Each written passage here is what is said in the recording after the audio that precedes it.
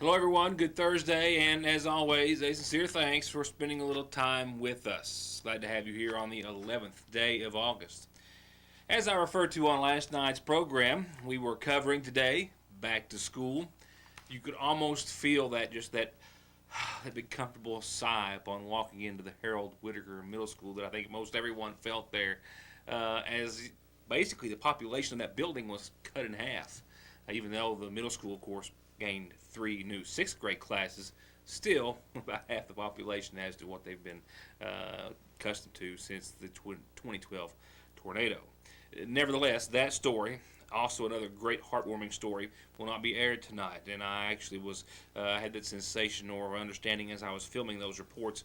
I'm hopeful to get those on tomorrow. I do have hours and hours and hours of testimony condensed to about 4 or 5 pages, it looks as though, from the ongoing election fraud trial. And that is where much of my afternoon has been spent, in addition to filming those reports that I just didn't have time to edit or time to get onto the program tonight. We will, in another report, however, talk about those filing deadlines which have come and gone, those who have filed to run for city council in Paintsville and in Salyersville, some other races to speak of as well, school board races, constable races, and some others, while there will be no need for several elections in Johnson County and Paintsville as a result of the filings.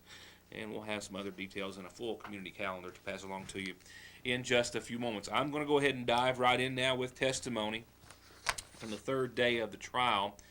And we'll go back to yesterday's testimony and pick up where my notes left off. They got us through about 3:30 or 4 o'clock into the afternoon. The information that I had to pass along to you, we'll pick it up from there, and then we'll start with this morning's testimony. My apologies, but really no other way to do this than just sit here and read to you what I have. I've had handwritten notes from the courtroom sent to us. I have transcribed them, typed them in, condensed them, made them to where I could read them a little better.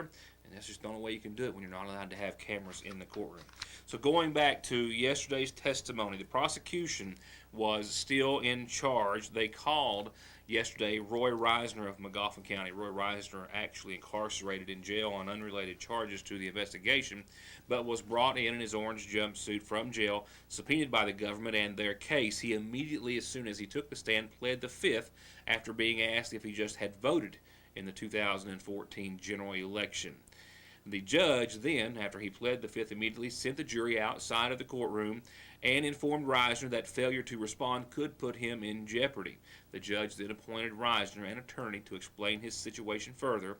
Reisner was later brought back into the court before the judge and told the court of meeting with Rooster Reisner at the Elk Creek BP alone, where he discussed the $50 for Roy Reisner's vote. Roy Reisner, that is, saying that he talked about the method of payment, and after he gave Rooster Reisner, the magistrate, his absentee ballot that he had signed and left otherwise blank, he watched personally Rooster put the money in his own car, in Roy Reisner's car, for payment of his vote. The government then called Donnie Montgomery, who testified that he sold his vote to Rooster Reisner, who asked him to vote for him. Montgomery said that he went to the courthouse, signed in, and voted on the absentee machine alone. Later, when Donnie Montgomery says he was working, Rooster Reisner drove up to him and gave him $50 in cross. Michael Curtis, one of the defendant's attorneys, claimed that Montgomery was already going to vote for Rooster Reisner anyway, to which he confirmed, and there was no need for him to have been paid $50 for doing so. He alleged that the $50 from Rooster Reisner to Donnie Montgomery was payment for wood that Montgomery had cut for Rooster. Next to the stand was Junior Gamble, who said that Greg Howard was talking, or he overheard him talking about buying votes, and later he went to Rooster's barn, that being Junior Gamble, testifying that he went to Rooster Reisner's barn and asked him how much he was paying for votes. Rooster told him $100, and he showed him a sample ballot showing him who specifically to vote for. Gamble claims that Rooster told him to go to the courthouse and take it to Mike Prater. Mike Prater, a Republican precinct worker who has been involved in Magoffin County politics for some time. He is also hired as an accountant for the county in some services and has been for years. Nevertheless, told him to take it to Mike Prater. Gamble said that when he went there and he asked for Prater for help, Magoffin County Court Clerk Renee Shepard brought Gamble a form that he says was already filled out by Larry Shepard. He says that this took place on May 13th of 2014 before the primary. Next, he says that he and Mike Prater went to the voting booth, and once inside, Mike Prater turned on the machine and then started to vote for Gamble. Gamble also testified that when they got to the sheriff's race, he waved his hand, and then when they came to the magistrate's race, Gamble tried to vote for Magistrate Buck LeMaster, but he also says that Prater literally slapped his hand away and wouldn't let him vote for him. The prosecutor asked where Larry Shepard was at this time, and Gamble said outside in a little room.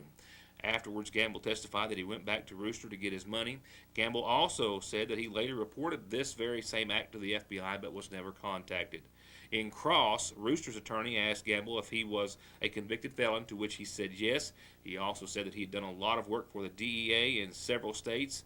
Over the course of 20 years, he has served as an informant to some degree for the state police, local, and federal authorities, and that yes, he had gotten paid for it. Next to the stand, Ken Taylor for the government called Douglas Bailey to the stand, who said that he and his girlfriend Wilma Keaton, who is now deceased, had bumped into a Garlina Lovely and Tammy Reisner, the defendant, and that Tammy said that they could each get $50 for their votes. He testified that Garlina and Tammy took them to the courthouse, that Garlina drove, and that when they were there, they both voted for Rooster, and then Garlina and Tammy took them somewhere and dropped them off for a bit, and then Garlina and Tammy returned, and Garlina Lovely handed Mrs. Keaton two $50 bills. On cross-examination, Attorney Curtis accused Bailey of being an IV drug user, to which Bailey admitted to using OxyContin in that fashion. Last to testify for the day yesterday was Teresa Whittington, a forensic accountant for the FBI who was there to show a large discrepancy between the number of absentee votes and that election. She presented a spreadsheet that showed how 4 of the races were won by the extreme numbers of absentees, those 4 races where the opponents of those 4 had actually won the number of votes cast in the precincts on election day. That brought us to the end of testimony on yesterday, and then brought us to this morning, where the court picked up with, again, Jamie Gibson. Jamie Gibson was called yesterday, and he was asked to confirm a video that he had provided to the FBI, and they had some technical difficulties. They got those ironed out, and he was able to testify to that extent today. Once Jamie Gibson was brought back to the stand, a video that he made on his cell phone was set up for viewing. It showed that the phone, when he took the video, those in the courtroom said it appears as though the video was first taken as the phone was in his pocket for much of the time, and that then he later, while the recording was going on, pulled it out of his pocket, and it appeared as though he just held it in his hand during a conversation with Magistrate Rooster Reisner. Those in the courtroom could hear and sometimes see he and Rooster Reisner talking, Gibson telling Rooster that Scotty McCarty told Gibson that Rooster would pay him $100 for his vote. Gibson can be heard telling Rooster that he could also get some more votes for as little as $25 each, to which Rooster Reisner said no.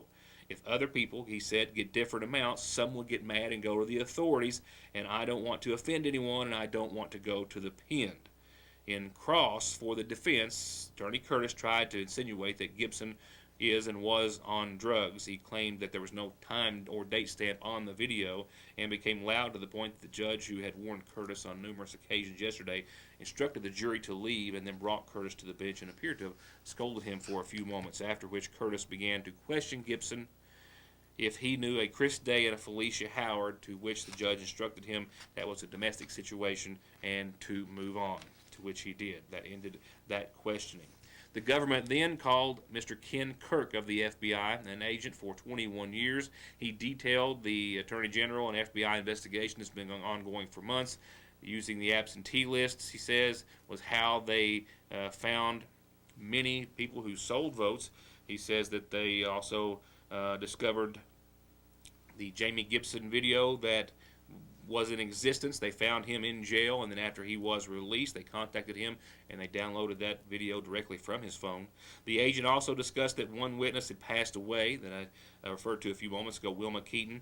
They also said that a Haley Hunley was a no-show today. They also confirmed that the U.S. Marshals have a warrant for her arrest, as she was a witness to testify for the federal government but did not show up today at all. He referred to Chad Hunley, Doug Bailey, Garlina Lovely, and others as a part of the investigation, saying that the gravel is part of the investigation that the county road department had hauled some to private drives.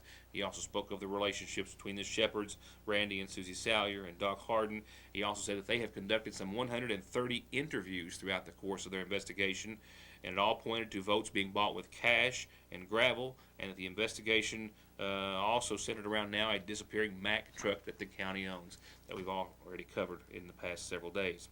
The FBI also went on to recant Randy Salyers' previous vote-buying arrest and history as background evidence, they called it, before the U.S. rested its case as of this morning with that testimony. With the defense, or the prosecution resting rather, the defense then would resume the case. We understand that, my apologies, so many notes.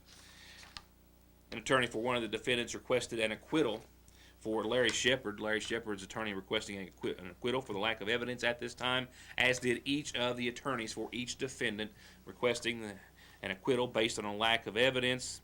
However, those were not granted. There were some charges that were dropped at this point, however, before the defense took its case to the court. In the end, the death of the witness, Wilma Keaton, and with Haley Hunley, another witness who was a no-show, not there, the judge did dismiss 2 counts against Tammy Reisner and 2 counts against Larry Shepard. But once again, the request to dismiss on lack of evidence was not granted for either of the defendants. However, with that exception, as I said, 2 counts for Tammy Reisner and 2 counts for Larry Shepard due to the fact of one of the witnesses passing away and another one not being there to testify. So from that point further, for the remainder of the day, the defense had the stage. They first called Jerry Helton, who's been mentioned in many of the court proceedings. He testified that he had never bought any votes, didn't see anything illegal, didn't know anything about any shotguns being given as thanks by Jerry Sweeney. He said that Mike Prater was his brother-in-law, but he'd never seen a large amount of cash at Rooster's home, as Scotty McCarty alleged, that Rooster Reisner didn't hand him $5,000 for votes, that he didn't help Chester Howard set up a fire truck to block buying votes at the Middle Fork Fire Department at those precincts, and that he didn't know how to switch votes on the machine, as was alleged. He also testified that he never saw anyone buying votes in any election, and that he never told Scotty McCarty, as McCarty alleged, that they had bought 300 votes during the 2014 election. After his testimony, there was a brief break for lunch. The defense came back in. They began by calling it Doug Patrick, who the government says the prosecution said received gravel before the election. However, Patrick testified that he had fallen out with Rooster Reisner a year or so ago, that his driveway was paved and had been since '94, and that he nor any of his sons received gravel for votes. Following Patrick's testimony, each defendant and their attorney separately approached the bench before the judge, quietly speaking to the judge for several minutes. We have no indication or idea as to what those conversations were about. Next, Tammy Reisner's attorney called Clay Mason. Mason was said to be a private investigator for Doug Bailey. Was a private investigator who interviewed Doug Bailey, one of the witnesses for the prosecution. Now, the private investigator says that when he spoke with Doug Bailey for about 20 minutes in that interview, that he told him that Garlena Lovely was the one that bought his vote and his wife Wilma's vote, that Garlena was the one that drove him to the courthouse, and that he never mentioned Tammy Reisner in that conversation. Next, actually, the first and only one of the defendants to take the stand was Mason Daniels, who took the stand in his own defense this afternoon. He said that he had never been involved in politics, never voted before 2014, and when he did vote in 2014, Larry Shepard assisted him, as he couldn't read and write, only by turning on the machine, reading the names to him, and then Shepard standing by the door with his back turned to Mason as he continued the voting process. Mason Daniels also stated during his time on the stand that he only gave a Tasha Nichols and a David Johnson a ride to Speedway, and that they got out and went into the courthouse and voted, and then came back and they gave him $20 for gas, that he did not buy their votes, as they testified to. He also testified that he was not a Doc Harden supporter because his mother had to quit her job at the nursing home because of Harden. Daniels was the last person to testify today. The judge then instructed the defense to have the rest of their witnesses available by 8:30 in the morning. I am told that one of the witnesses they will be calling will be Weofa County Pastor Justin Williams, who served as a Republican judge on the precincts during the election after the resignation of Mike Prater, who held that position. That's the only one that we can confirm who is testifying tomorrow on behalf of the defense. The court is planning on the defense wrapping up possibly in the early afternoon with closing remarks to follow and possibly having the case in the hands of the jury by tomorrow afternoon or evening. That's all dependent on exactly what happens in court tomorrow. That is as close to my ability, all of the records that we've been able to gather and pass along to you. Of course, a lot of other things transpiring, taking place in court. Some information or statements that were redundant we would leave out or that seem non-consequential, but we have covered all the important ones to the best of our very ability. With that said, I'll pause for a brief message and a brief rest of my throat. We will pick up tomorrow what appears to be the last day of testimony and any things that develop thereafter. I'll pick up with more local headlines, though, right after the words from these folks, who I hope you'll let know you're watching every chance you have. I'll be right back. For high-speed internet starting at 15 meg for all of your gaming, movie, home, and business solutions, or to watch TV, including your favorite local channels without a contract with hundreds of channels and digital and HD quality, and to stay connected 24/7 with friends and family, a direct line to 911, or to give your business the link it needs, choose telephone service you know is always there. Just click on their link on this site to find out how affordable the latest technology in communications can be. Foothills Communications. Last Tuesday was the filing deadline for nonpartisan races, which will appear on the November ballot. And I have the list of those candidates in Johnson and Magoffin counties, which have filed to run for a variety of offices, including city council in both cities, as well as some school board races, some constable races, and maybe some others, soil and conservation being those. It's also clear that there will be no need for several of the elections in Paintsville and Johnson County. That's because most all, if not all, of the races are being run by those people who will be unopposed, and that includes the Paintsville City Council. There are school board seats up for grabs in Paintsville and Johnson County in the Johnson County school system, District 2 and District 3. To the left of your screen, William R. Fraley, the only individual to file for that of school board in District 2, and Bob Hutchison, the current board chairman, the only individual to file for the seat of the District 3 Board of Education for Johnson County schools.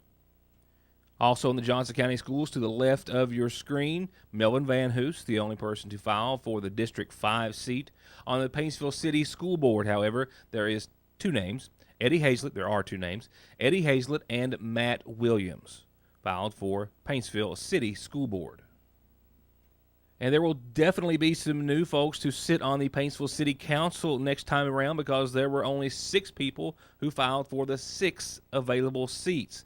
Bill Mike Runyon on the board, as is Sarah Hobson Blair. Also filing, Tommy Daniels, Justin Lewandowski, Patricia Nelson, and Jim Meek. And that will be your next city council of Paintsville. There will be a little more competition in Sayersville and Magoffin County. Those filing for soil and water conservation are some familiar names and others: James Holliday, Ben Gardner, William Helton, Jackie Minix, Joseph Bukowski. The constable's race for District 2 in Magoffin County consists of 2 candidates, Wade Collinsworth and Ronnie Howard. There are 3 Magoffin County Board of Education seats up for re-election this time around in November. 2 of them have races that will be unopposed, as only one individual would file for each respective district. In District 2, James Ronald Gullett, Jimbo Gullett, who was appointed to serve the unexpired term of former board chairman Bill W. May, will continue to sit on the Magoffin County Board of Education, as he was the only one to file. Abe Douglas Wireman in District 3 was the only person to file for that seat as well. And for School Board District 5, Ryan Arnett and Donald Helton Jr. Turning to the Sayersville City Council, there will be 2 names eliminated from this list coming election time, as the top 6 will be chosen as your next Sayersville City Council. Previous board council person, Jeff Ross has filed, as has current board or councilman, my apologies again, Kenneth Williams. Paul Burchell has filed to run for Sayersville City Council, as has Mary Rao. Tommy Bailey, Tex Holbrook, Jeff Bailey, and Tom Frazier, all of which currently serve on the Sagersville City Council. 5 of the 6 current members have filed for re-election with the addition of Jeff Ross, Paul Burchell, and Mary Rao.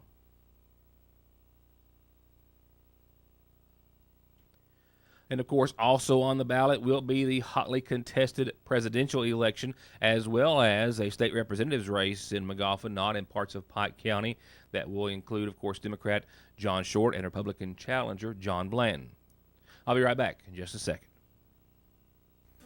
Happy birthday wishes will kick off the calendar tonight. The first to Shirley Owen with a whole lot of love from a whole lot of family and friends. Happy birthday, Shirley. Happy birthday to you. Birthday wishes also going out today to Kristen Salyer with a whole lot of love from a whole lot of family and friends as well. Happy birthday to you.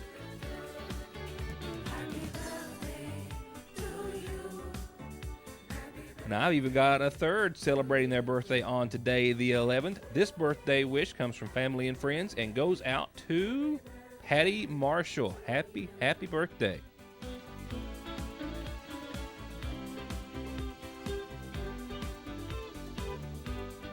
And I've actually got one more that was for yesterday. It's a day belated, and that's on me, to Joey Salyer with a whole lot of love from a whole lot of family and friends. Happy belated birthday. Happy birthday to Joey Salyer.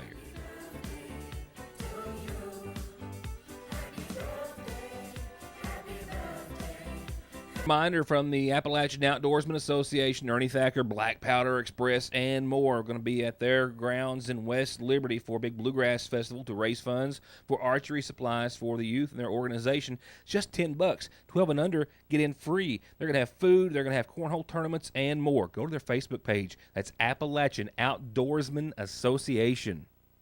This Saturday is going to be a big day on Cave Run. They'll leave or launch from the Alfrey Boat Ramp at 6 o'clock Saturday evening, and they'll weigh in at 2 o'clock that morning. The Big Fish prize, every hour of $100. First place pays $1,000 in the Elk Creek Freewill Baptist Summer Bass Fishing Tournament. Don't forget about the gospel singing at the First Community Baptist Church, where Pastor Lindsay Mead and everyone else invites all singers, musicians, and you to come and be a part of the evening. This just in, our Magoffin County S.A.F.E Coalition, Substance Abuse Free Environment Coalition, that is, will have a regular meeting this coming Wednesday in the Magoffin County Health Department. I don't have the meeting time on there. I will for tomorrow.